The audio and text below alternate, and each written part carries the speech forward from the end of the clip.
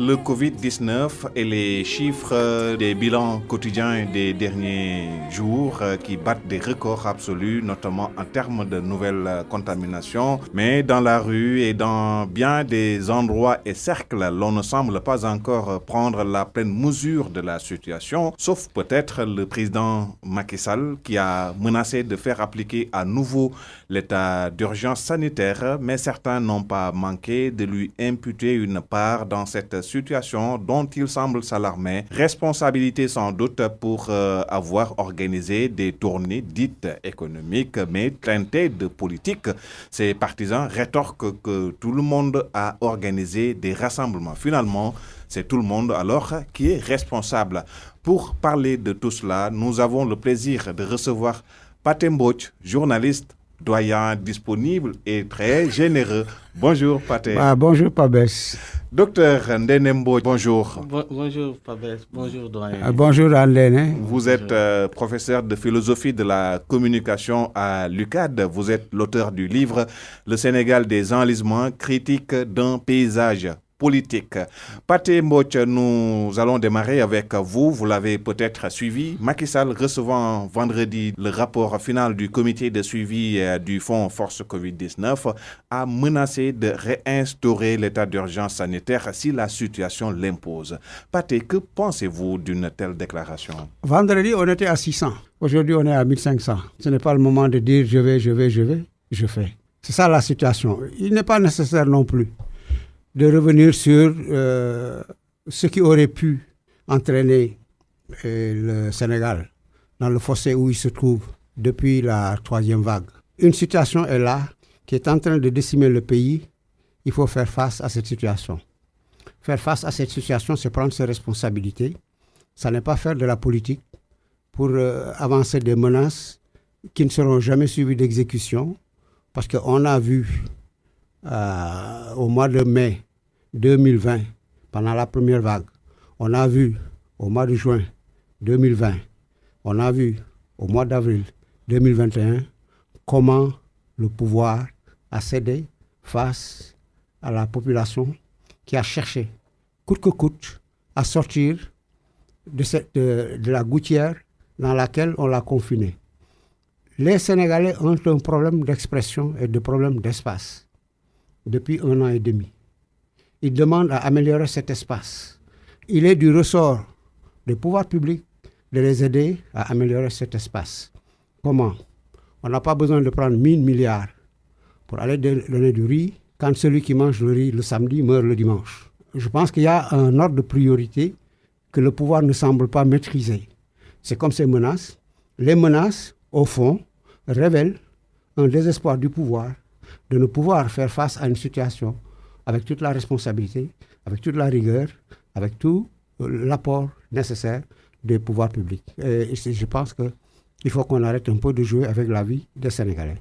Ndene, certains estiment que la situation du Covid-19 dans le pays est telle que le président de la République aurait dû être beaucoup plus pédagogue plutôt que d'user d'un ton menaçant.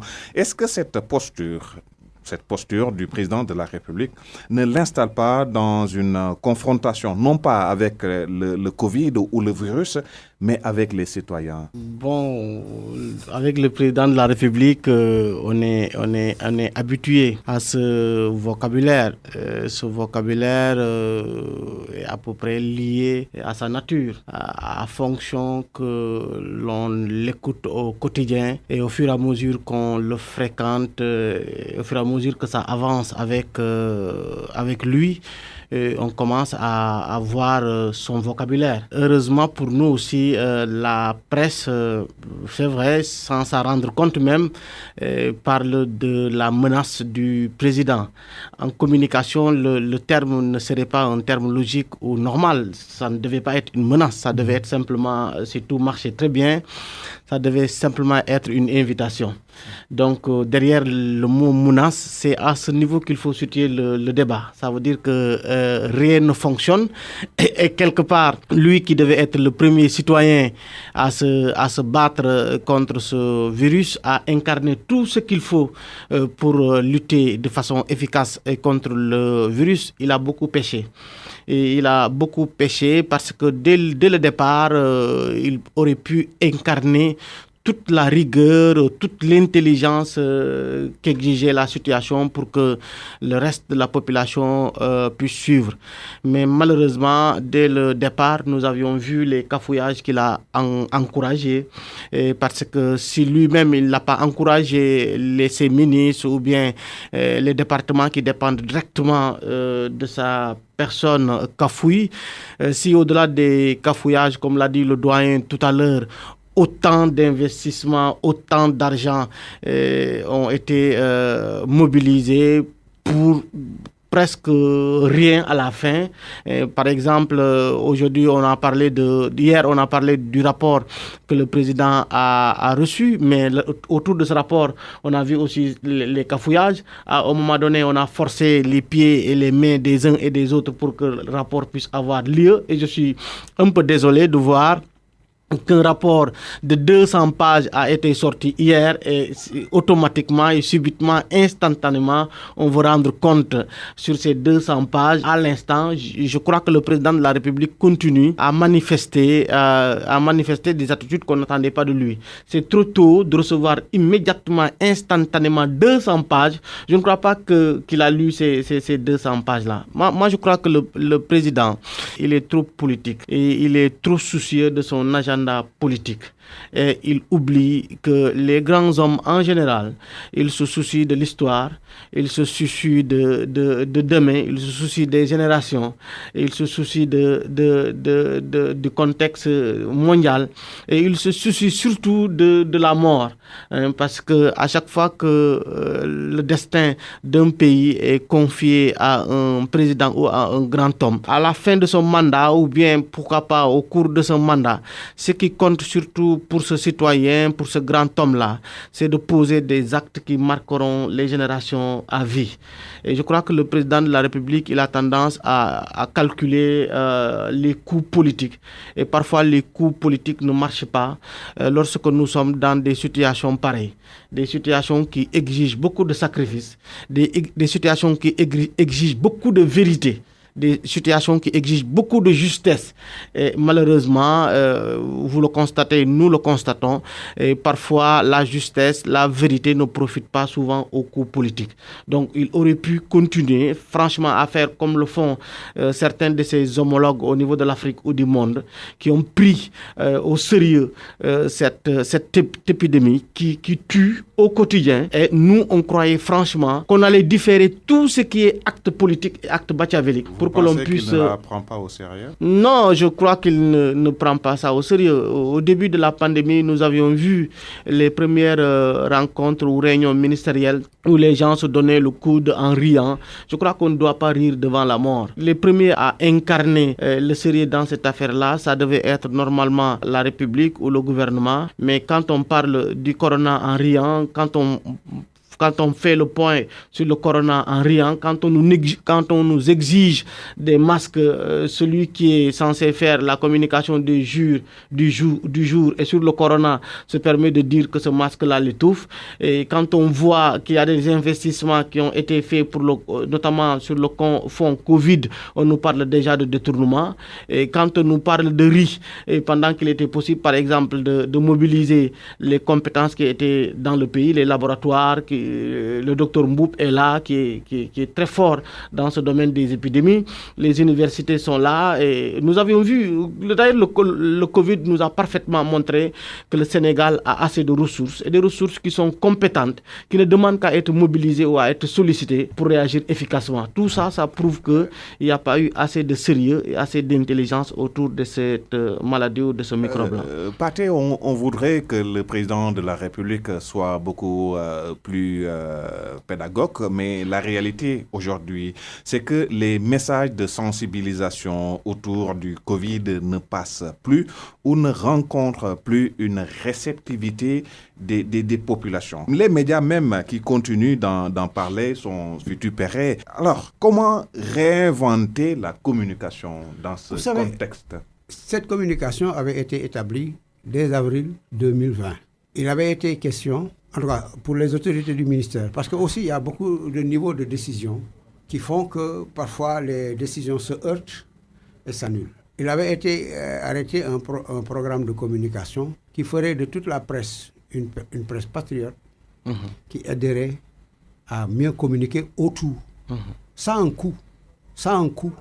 Ils n'ont pas pu l'appliquer. Peut-être qu'ils ont mis l'argent ailleurs dans des secteurs qui leur semblaient beaucoup plus importants. Mais il y a aussi, comme je discutais une fois avec Mbou, un confrère là, il y a le virus sénégalais. Le virus sénégalais qui fait que nous-mêmes, nous participons à la propagation du virus, peut-être parfois plus par nécessité. Parce qu'après mars, les événements de mars, le président devait se relever tout de suite. Il avait une obligation. Parce que là aussi, quand on parle quand Mbodj Ndene parle d'un président plus politique que visant l'histoire, parce que Macky n'a pas la notion de l'histoire. Il ne peut même pas creuser un trou pour trouver du pétrole. Il n'a aucune capacité. Il est arrivé dans les conditions.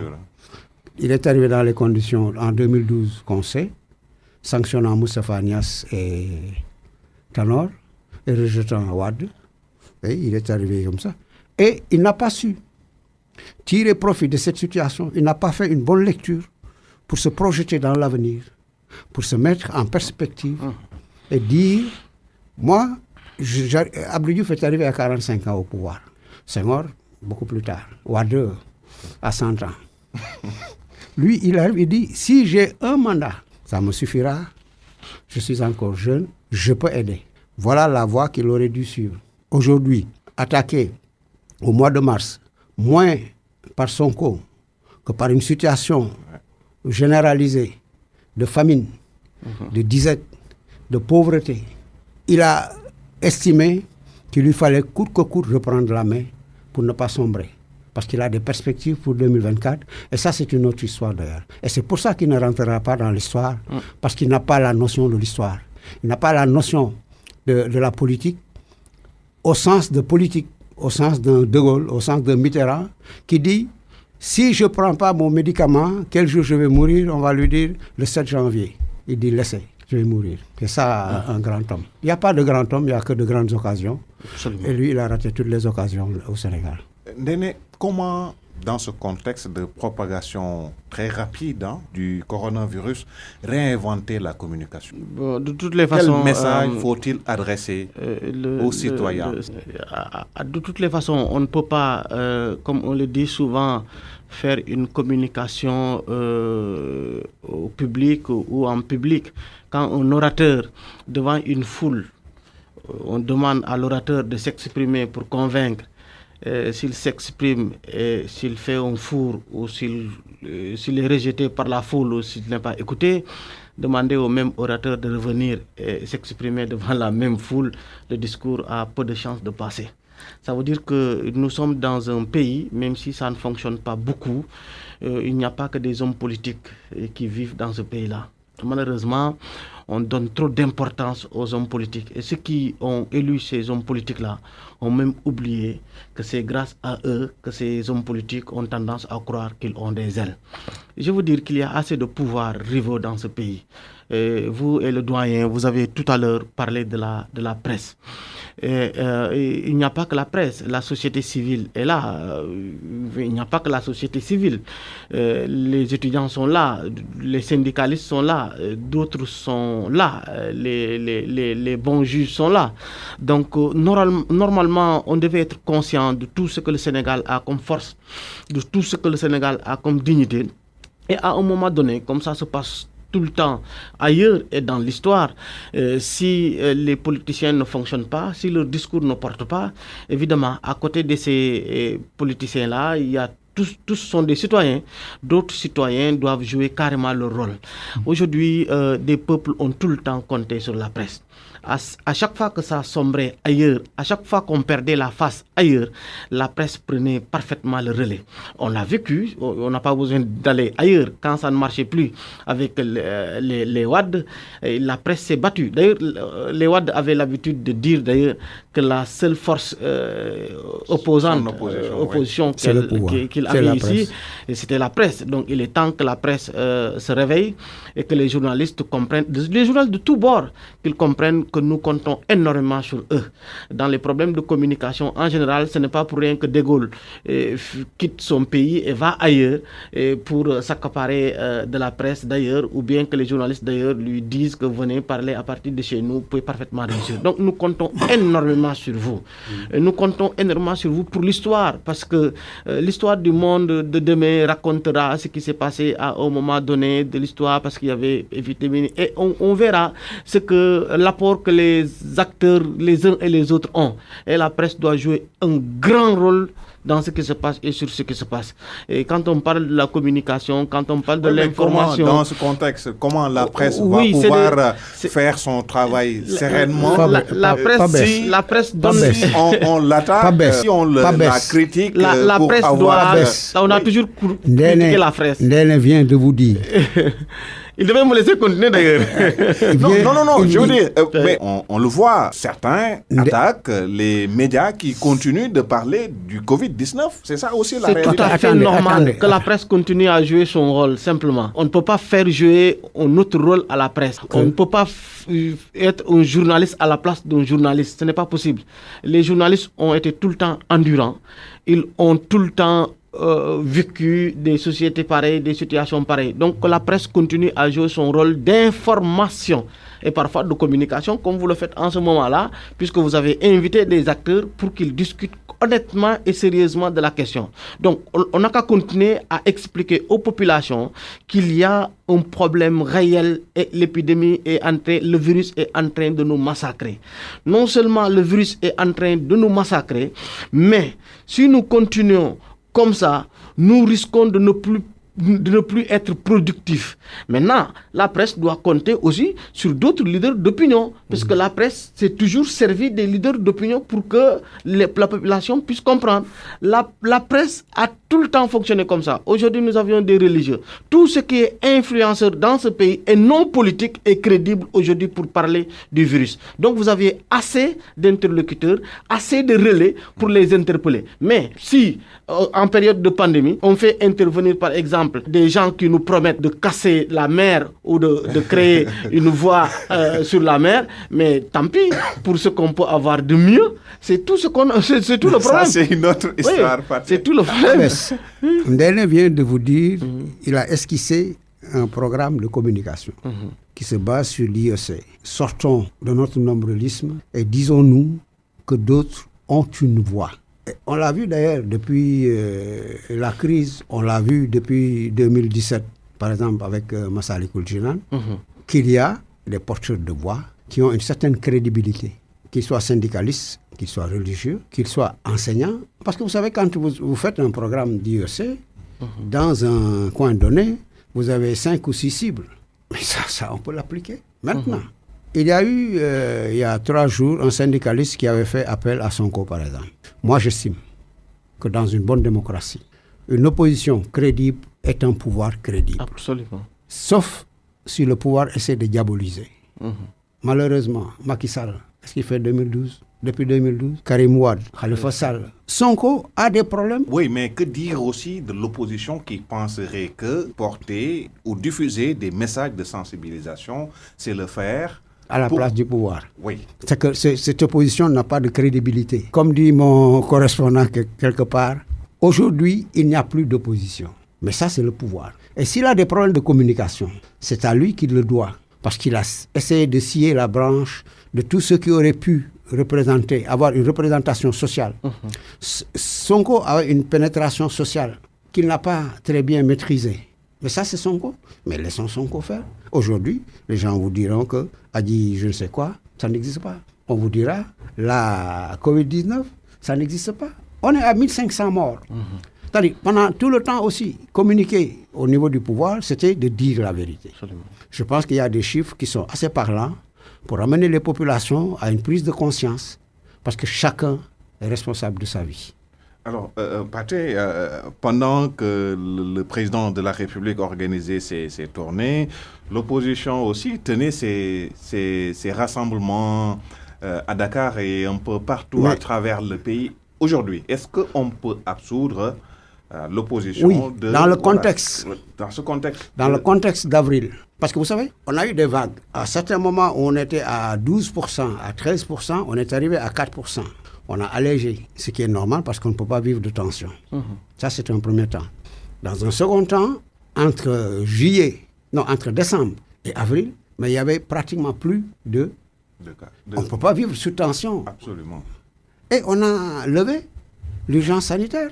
Le problème est que, en février, on a signalé au pouvoir une internationale des variants, parce que même les laboratoires n'ont pas été justes dans cette affaire. C'est ça la vérité. Quand vous travaillez sur Delta, alors qu'on a Delta prime, si vous réglez Delta, il vous reste une prime. Et on vous dit qu'il faut prendre une troisième piqûre. Ça veut dire qu'ils savaient. Un variant, c'est une photocopie. C'est une photocopie qui n'est pas exacte. Nous-mêmes, on l'a subi quand on était enfant. Le mercredi, on nous donnait 2 petites pilules de Nivaquine là, de prophylaxie. Mais finalement, le moustique aussi piqué, sentait la résistance, développait une force supérieure. Mais c'est ça la science, c'est tellement évident, c'est tellement acquis que les laboratoires, les pouvoirs sont en train de dire l'Europe se barricade avec ses médicaments, mais les médicaments ne valent plus rien. Si vous n'avez pas une troisième dose qui fait du delta, plus vous soignez delta, vous resterez avec plus, on va avoir une 4e vague. Docteur Denemboch, nous avançons un peu dans notre débat pour parler du vote cette semaine du projet de loi portant modification du code électoral. En principe, il devait y avoir un consensus autour du vote, consensus des acteurs politiques, mais il y a certains articles qui divisent la classe politique. Comment vous l'analysez? Je reprends la même chose en disant que dans ce pays-là, on n'est même pas d'ailleurs trop politique, on est devenu trop machiavélique dans tout ce que l'on fait.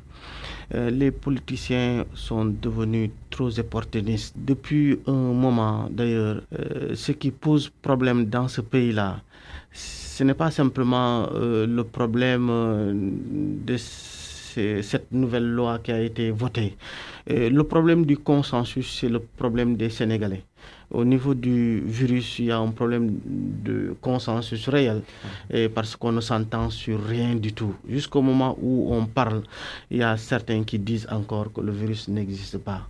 Pas de gestes barrières, on s'entend sur rien du tout. Qui est le président de la République? Comment doit être une première dame? Que doit faire le président de la République? Est-ce qu'il doit acheter l'avion? Est-ce qu'il ne doit pas l'acheter? Est-ce qu'il doit emprisonner? Est-ce qu'il doit libérer? On ne s'entend plus sur rien du tout. Ça veut dire que le débat est plus sérieux et plus profond que ça. Mais ce qui est plus regrettable dans tout ce jeu d'opportunisme et de tuerie organisée, c'est surtout de perdre. On est en train de perdre les fondements sur lesquels notre société a été bâtie. Aujourd'hui, on parle de démocratie. On sait que la démocratie, c'est la séparation surtout des pouvoirs et qui est fondamentale. Rares sont les Sénégalais qui font confiance à notre Assemblée nationale. Et la démocratie aussi et le jeu démocratique voudraient que les opposants et les hommes qui sont au pouvoir, qu'il y ait un peu de reconnaissance. Quand les opposants ne reconnaissent pas ceux qui sont au pouvoir et quand ceux qui sont au pouvoir ne reconnaissent pas les opposants, vous voyez qu'on ne peut pas s'entendre sur le minimum. Donc le vote de la nouvelle loi ne fait que creuser un fossé qui sépare les Sénégalais de tous bords.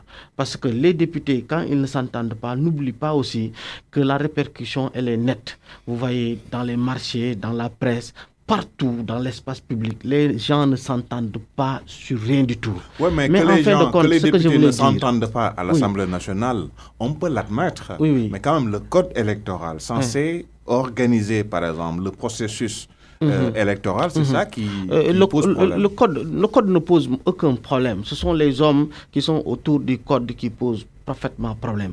Parce que ce dont on discute aujourd'hui, ce dont il est question aujourd'hui ou hier au niveau de la nouvelle loi, depuis Wade, ces mêmes dispositions étaient déjà débattues.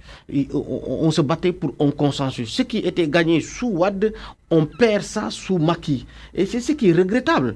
Et pour des histoires d'élections, normalement, le seul critère qui devait t'exclure des élections, ça devait être que toi, tu ne vas pas du tout bien. On dit que ce nouveau code s'est basé pratiquement sur le code de 92. Non. Quand ceux qui sont censés représenter, entre guillemets, l'avenir politique du pays, sans les nommer, sont exclus des élections primaires, ça veut dire que le code-là ne marche pas du tout. Par exemple, quand un code exclut un seul Sénégalais d'un jeu politique normal, ce code-là ne marche pas. Un code doit servir à réunir les Sénégalais. Un code doit servir à... Mais est-ce que c'est le code électoral qui doit régler cette question? Si, on doit... Ou le code de procédure pénale ou le code pénal? C'est le code électoral. On doit faire mais tout... c'est pas le code électoral qui condamne. Ce sont les hommes qui créent des dispositions. C'est pourquoi je t'ai dit dès le départ, ce sont les législateurs qui posent tout le temps problème en face de ce code-là. Le code en lui-même n'est rien du tout. Le contenant, ce sont des hommes politiques qui mettent un contenant. Si Macky voulait dès demain, il n'y aurait aucun problème. Aucun problème autour de ce code-là. Tous iront aux élections, tous voteront régulièrement. Et d'ailleurs, ce qui est plus bizarre dans ça, code ou pas, on n'est même pas sûr qu'il y aura élection locale oui, mais en janvier. Cette situation de Covid-19, ce serait indécent quand même de parler d'élections avec... Non. Ailleurs, on a voté en prenant toutes les dispositions pour aller voter. Oui, le Sénégal prenant toutes les dispositions. Oui. Est-ce qu'on saura prendre toutes les dispositions? Mais ailleurs, les gens ne sont pas plus civilisés que nous, parce qu'ailleurs, les gens ne font que porter des masques. Attendez, il ne faut pas qu'on le dise. Il ne faut pas qu'on donne un prétexte au président de la République qui ne veut pas du tout aller aux élections d'avoir l'opportunité et l'aubaine de ne pas aller aux élections. Si jamais la presse essaie de jouer sur ce registre-là, nous risquons même de ne pas aller aux élections présidentielles. Parce que quelqu'un qui ne veut pas du tout faire d'élections, ça, c'est vraiment lui donner carte blanche sur ça.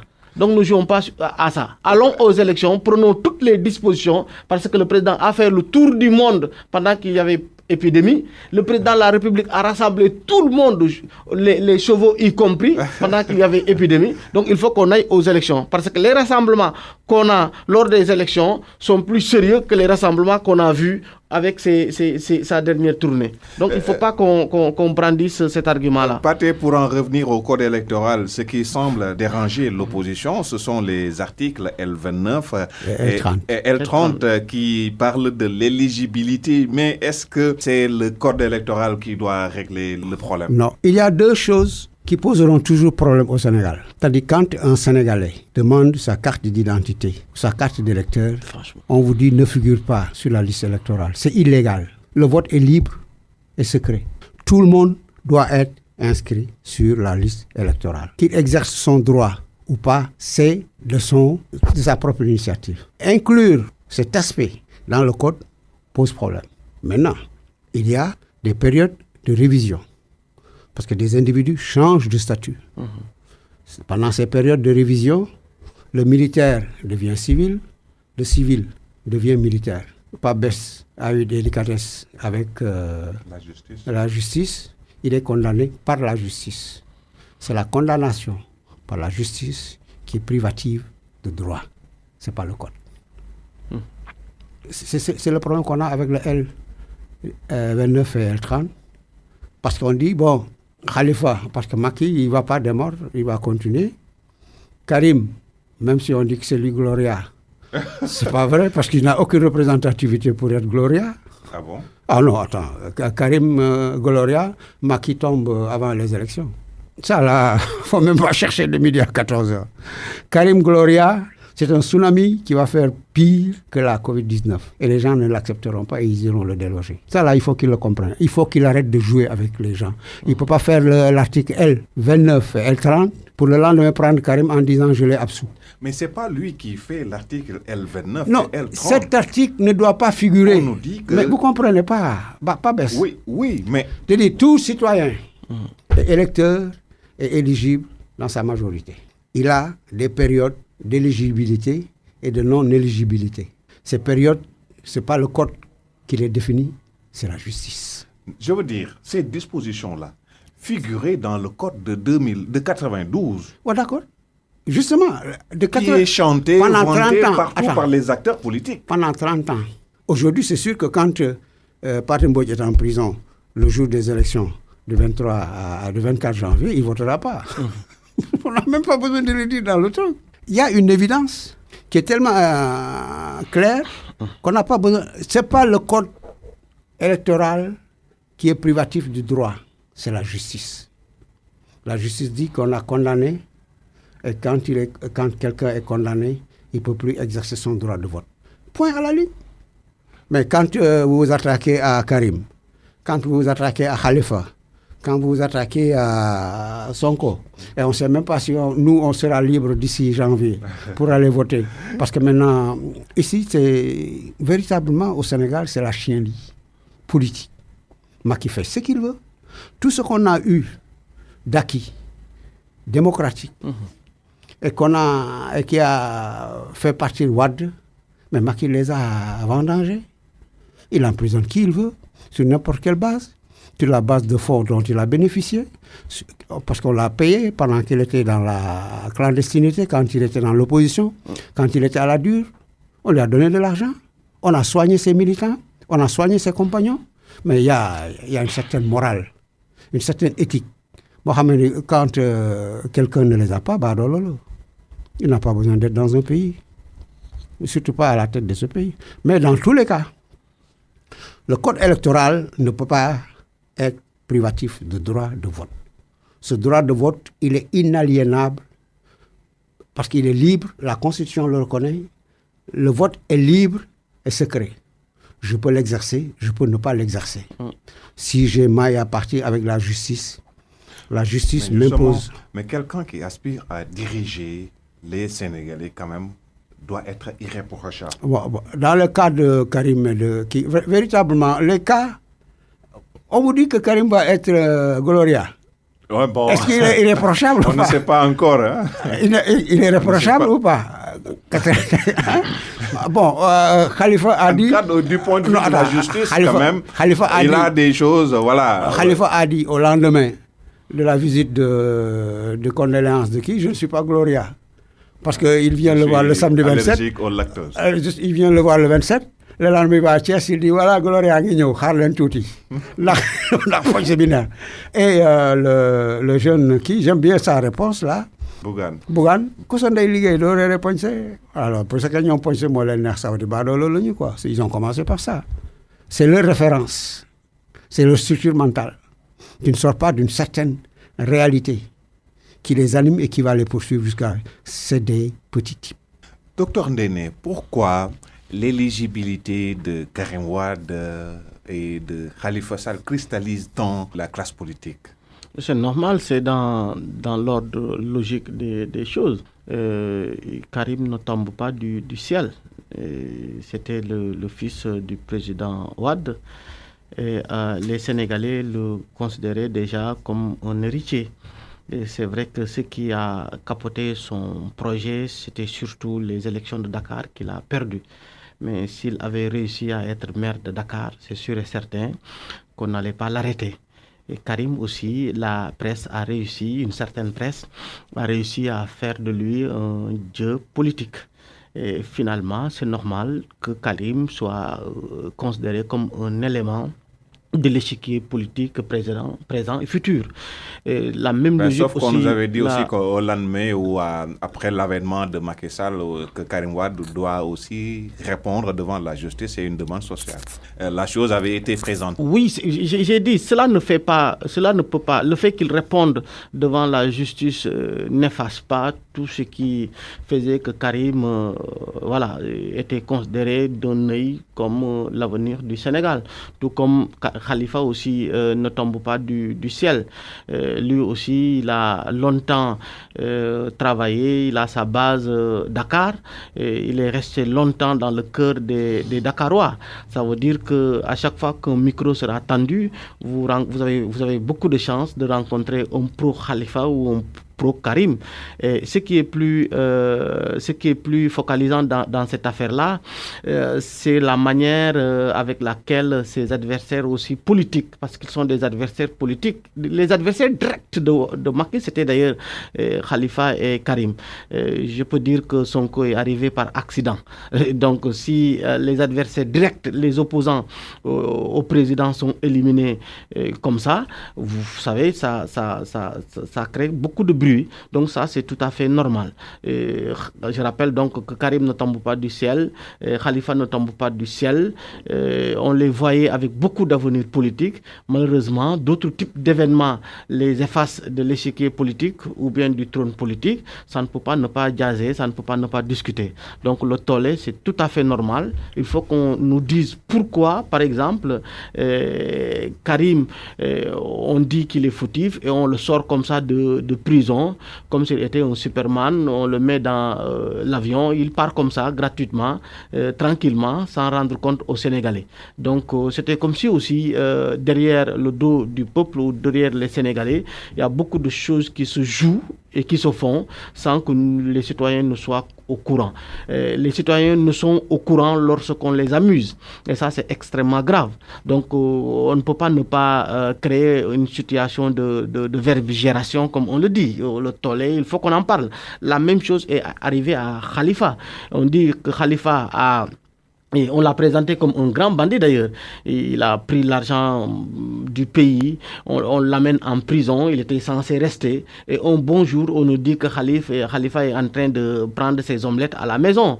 C'était comme si nous, on s'amusait avec nous. On croyait en une justice, on pensait qu'on n'entre pas en prison comme on veut, on n'y sort pas comme on veut. Et voilà, aujourd'hui on nous dit qu'ils sont des bandits, demain on nous dit qu'ils sont des saints. On ne peut pas ne pas en parler, parce que jusqu'au moment où l'on parle, nous avions besoin des comptes sur ce que Karim a fait. On ne peut pas nous dire que Karim a pris tout notre argent et un bon jour, on entend que Karim aussi a pris notre avion et est parti. On ne peut pas entendre que Khalifa a fait du tort à tous les Dakarois et un bon jour, on nous entend que Khalifa est sorti comme l'air libre. Non, vraiment, dans ce pays-là, moi je crois qu'on s'amuse trop et ce qui nous guette est toujours incertain. Très bien. Pathé, très rapidement, Khalifa, Karim, quelle doit être leur attitude, n'est-ce pas, pour retrouver leur éligibilité? Il y a deux possibilités. La première est d'évidence, que Ndéné vient de le dire. Il y a des pans entiers des populations qui portent des individus. Ça, on n'y peut rien. Si Macky a de l'étiquette, parce que 50% des Sénégalais n'aiment pas Besdiba, mais il va être Ouaga. Des gens disent on aime Karim, parce qu'il a su travailler. Il n'a pas cette popularité, il n'a pas cette base. Les gens disent on aime Khalifa. On dit il ne faut pas les aimer, d'ailleurs je vais les mettre en prison. Ça, c'est la première. La seconde chose, c'est que depuis 1992-93, au niveau des populations sénégalaises, se développe ce qu'on appelle le thème de la victimisation. Et cette victimisation a donné le pouvoir à Macky Sall. Il devrait être assez grand pour le comprendre. Ça, c'est la première chose. En 1996, quand Djiboka s'est opposé au Congrès sans débat, il s'est retrouvé tout surpris avec un groupe parlementaire les élections suivantes. Parce qu'il y a une frange des populations qui estimait Djiboka portait leur combat.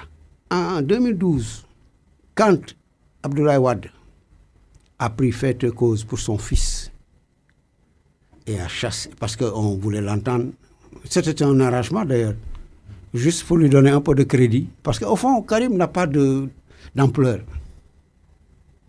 Il y a du bruit autour de lui, mais comme dans un fût, tout ce qui fait du bruit, c'est creux. Et il y a Khalifa. Khalifa commence à militer à 10 ans. Il a acheté sa carte, parce qu'à 10 ans, il n'avait pas 100 francs pour acheter sa carte. Il a travaillé, les gens l'ont regardé. Mais il y a une certaine justice quand même, sociale. Les gens le regardent travailler. Quand en 2008, Wade met Karim de côté et pourchasse Macky. Mais les Sénégalais ont pris fait de cause pour Macky. Et il a battu Niass et Talon réunis en 3 ans. Avec 26%, il a battu Niass et Talon réunis. Mais il y a un message quand même. Il y a un message. Si les gens ne savent pas lire. Très bien. Docteur Ndéné Mbodj, nous parlons de l'éducation ici, c'est votre casquette d'enseignant que nous interpellons. L'image est devenue virale sur les réseaux sociaux, des élèves déchirant cahiers et uniformes pour célébrer la fin des cours. Cela s'est passé dans un collège à Anne. Dans d'autres localités, ce sont les enseignants qui sont violentés à l'université. Des professeurs subissent aussi cette violence des étudiants. Une telle situation, qu'est-ce que cela vous inspire? Bon, ce n'est pas parce que il y a 2000 ans, Platon parlait exactement à peu près de cette situation. Ce n'est pas aussi parce qu'il y a quelque part un texte intitulé L'aventure ambiguë et les oreilles des enfants sont pincées pour éviter la situation présente. Mais la situation là, elle est logique, elle est normale. Oui, on ne peut pas avoir des élèves ou des étudiants normaux parce qu'on n'est pas dans un pays normal. Ce n'est pas, ce qui se passe, c'est dans tout le pays. Ce n'est pas simplement à Anne. Anne n'est pas n'importe quelle école. C'est une école d'élite. Vous avez oublié, avant Anne, il y a le viol à l'école française de Mbour. Vous avez oublié qu'il y a une bastonnade de profs de philo à Kébémer. Vous avez oublié qu'il y a une bastonnade à Bignona, élèves. Vous avez oublié qu'il y a des photos qui font des montages porno. Vous avez oublié. Donc, il fallait qu'on regarde ailleurs. Il fallait qu'on regarde 2 phénomènes. Le premier phénomène est qu'il ne faut pas du tout qu'on s'attende les années. Moi, je ne sais pas quand est-ce que, si Macky va partir ou ne partira pas, je ne sais pas. Mais ce qui est sûr et certain est que ça sera plus grave encore. Ça sera plus grave et c'est tout à fait logique et normal. Il n'y a pas de recette miracle. Les élèves sont dans l'éducation. Le pays là est trop violent. Ce que les élèves voient est violent. Ce qu'ils entendent est violent. Leurs modèles sont violents, leurs idoles sont violents. On ne peut pas avoir autre chose. Parce que si on a l'habitude de dire que les enfants ne font qu'imiter et reproduire, ben écoutez, ils vont reproduire quoi? Tout ce qu'ils entendent au quotidien, c'est ça. Je suis désolé.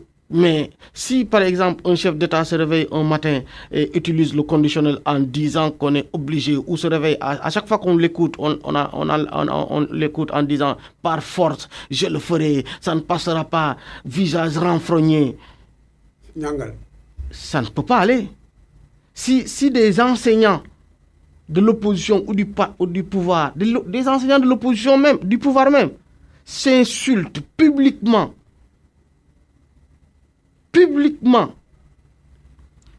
si les références ne sont pas normaux, je suis désolé, je ne suis pas en train de défendre un élève, je ne suis pas en train de défendre un étudiant.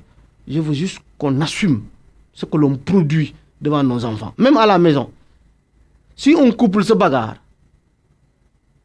s'ils voient leurs enfants tout le temps recroquevillés ou bien à l'écart, ils n'ont qu'à s'attendre à ce que ces enfants les agressent. Parce que les enfants n'ont de leçons apprises que la violence ou la réaction. Autre chose, j'ai vu les élèves en général déchirer leur cahier. Je ne prends pas l'exemple de Anne. Et j'ai dit encore une fois, Anne est une école d'élite. C'est là où on a fait mentir nos élèves devant le président de la République française. Quand on disait à ce jeune gosse-là, combien d'enfants, combien d'élèves vous êtes dans la classe? Donc, ce qui se passe est extrêmement grave. C'est celui qui est censé légiférer et donner la bonne note, la bonne leçon, la bonne orientation à l'élève qui fait dire à ce même élève-là qu'il faut mentir devant le gars qui nous vient d'ailleurs. Les enfants sont très intelligents. Il n'y a pas plus intelligent qu'eux. Donc, si au niveau de l'école d'élite, ça pose problème, forcément, partout, ça posera problème. Donc, je voulais dire que, il ne faut pas qu'on oublie, les 600 quelques élèves, maîtres contractuels, qui devaient passer l'examen sous Seigne Baïtam et qui étaient stoppés pour tricherie. Vous imaginez ce qui a été fait avant dans ce même concours-là. Et les personnes qui ont été impliquées dans la tricherie. Où sont ces personnes-là? Ils n'ont jamais été inquiétés. Donc, si les enfants en général, si les élèves en général, si les étudiants en général vivent dans des conditions extrêmes, parce que vous ne pouvez pas voir, par exemple, des élèves, certains élèves, parce que tous les élèves de Dakar ne sont pas dans de bonnes conditions. Il y a des élèves de l'intérieur du pays et les journalistes. J'ai appris ce matin que dans le département de Thiès, un élève a cassé la tête d'un enseignant avec du censeur. Voilà. Donc, à Fatick, on ne va pas vous dire qu'à Fatick, les épreuves de la composition ont failli être reportées parce qu'un censeur est impliqué. Vous voyez? Donc, la responsabilité, elle est collective. Il faut qu'elle soit située et il faut qu'on assume. Cette école-là, c'est cette école qu'on a produite. Même les cahiers des élèves sont des cahiers de la violence. Parce que les références qui sont sur les pages de garde de ces cahiers-là, c'est la boxe et c'est la lutte. Les lutteurs, oui. Je n'ai pas dit que les lutteurs sont bons. Mais l'espace de lutteurs est l'espace de la violence par excellence. Les Sénégalais ne sont contents que lorsque le combat n'est pas un match nul. Lorsqu'il y a du sang, lorsqu'il y a des bons coups de poing. Je l'ai envoyé chez Ardo. Voilà, le symbole de Ardo, c'est ça. Donc j'ai dit que l'autre problème est que les gens oublient souvent. J'ai dit le fait de voir des élèves déchirer un cahier est symbolique. Moi j'ai dit, c'est vrai que l'expérience que j'ai créée en mai dans les lycées n'est pas une longue expérience. Mais j'ai dit, si un élève est évalué en fin d'année et que vous donnez à cet élève-là ou à cet étudiant-là un sujet et le sujet n'est pas fait pour l'évaluer ou mais pour le bloquer, l'élève a tendance à se demander à quoi a servi son cahier. Le bac de l'année dernière, on a donné un sujet sur l'Algérie. Les parents d'élèves même devaient refuser en disant que nos enfants ne peuvent pas échouer parce que le sujet qui a été donné, c'est sur l'Algérie. Je crois mal que les Algériens donnent au bac un sujet d'examen sur le Sénégal. Ça, c'est un. La deuxième chose, la plupart des sujets, par exemple, un sujet en philo, les élèves peuvent passer 9 mois à réviser la philo. Le sujet de philo vient avec un verbe et un vocabulaire que les dieux ne comprennent même pas. Ça, c'est pas normal. Donc, il faut que les techniques d'évaluation soient revues. J'ai dit, en résumé, situons collectivement les responsabilités et ne guillotinons pas très tôt nos enfants ou nos élèves. C'est trop facile. Très bien. Pathé, très rapidement, on va finir. Est-ce que le Sénégal, après 60 ans d'indépendance, a su réinventer une école adaptée à ces réalités? Non, parce que pour s'adapter à ces réalités, il faut partir de ces réalités. Notre enracinement. On vous demande depuis Mathusalem de dispenser l'enseignement. Nous discutons dans une langue étrangère. Nous sommes toujours dans une langue étrangère. Nous avons été modelés. Si aujourd'hui, Pabès, vous deveniez président, si vous appeliez à un groupe de réflexion sur l'économie, ce seront des réflexions qui viendront de Paris, des États-Unis, d'Allemagne, d'ailleurs, qui ne partiront jamais de la réalité de chez nous, parce que nous sommes façonnés. Nous sommes socialisés, comme je dis, dans une langue, dans les intérêts de cette langue, et vous avez vu, par exemple, avec le BRT, vous avez vu avec le train TGV, comment nous sommes en train de perdre la concurrence au niveau local. On a parlé de la Covid. L'Enedi, on n'a pas fait une discrimination positive pour nos... les masques d'ici, par exemple, sont meilleurs que les masques chinois, que votre masque-là, d'une part. Mais les étudiants de Polytechnique, ils avaient créé des choses pendant la première vague. Mais où sont ces choses? Quand vous ne pouvez pas vous retourner sur vous-même, quand vous ne pouvez pas vous regarder le nombril, mais que vous avez les yeux fixés ailleurs, vous appliquez des réalités d'ailleurs. Et ces réalités d'ailleurs ne sont pas nos réalités. Le président essaie de corriger en faisant la localisation. Mais il y a beaucoup à dire sur cette localisation. Je pense qu'on fera une émission dessus, là, sur la Très localisation de l'emploi, Ouais. parce que c'est très important. C'est très important. Point final à notre débat. Merci à Ndene Mbodj, docteur Ndene Mbodj, professeur de philosophie de la communication à l'UCAD, auteur du livre Le Sénégal des enlisements, critique d'un paysage politique. Merci à Pathé Mbodj, journaliste, doyen, comme j'ai l'habitude de l'appeler. Merci à chers Mais invités. en dernier mot, il faudrait souhaiter prompt rétablissement à notre suite Binta Diallo. Ah, très bien. Binta, à qui nous souhaitons un prompt rétablissement. Voilà. Revenez-nous vite, ma chère Binta Diallo. Merci, chers auditeurs, d'avoir suivi Remue Ménage. Merci à Matar Samba qui a assuré la mise en onde.